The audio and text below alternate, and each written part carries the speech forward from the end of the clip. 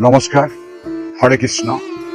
ইসকনের পক্ষ থেকে বারাসতবাসী সবাইকে আমাদের আন্তরিক শুভেচ্ছা আপনারা গ্রহণ করবেন।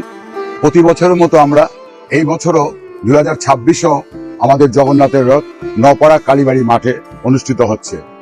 এটা আমাদের একটি ভোগ ভাণ্ডার।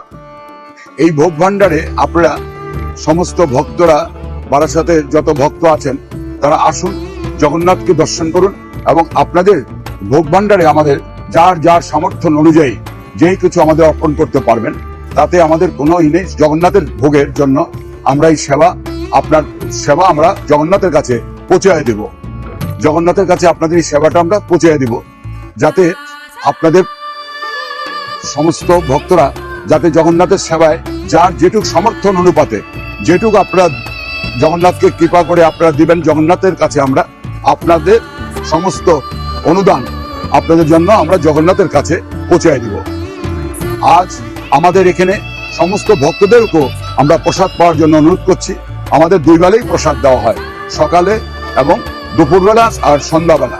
আপনারা যখনই আসবেন আমাদের এখানে প্রসাদ পাবেন। সমস্ত ভক্তদেরকে আমরা অনুরোধ করছি, আপনারা আসুন, জগন্নাথকে দর্শন করুন, জগন্নাথের কৃপা আপনারা গ্রহণ করুন।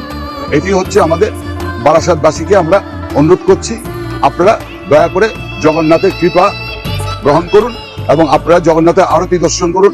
আমাদের মায়াপুর থেকে অনেক ইসরা আসছেন, সাধুজনরা আসছেন, তারা এখানে বক্তব্য রাখছেন, ভগবানের কত অমৃত বাণী তাদের কাছ থেকে শুনতে পারবেন। ওনারা ভগবানের বাণী প্রচার করছেন, আপনারা শুনবেন। হরে কৃষ্ণ। সবাইকে আমরা প্রণাম জানিয়ে আমাদের বক্তব্য রাখলাম।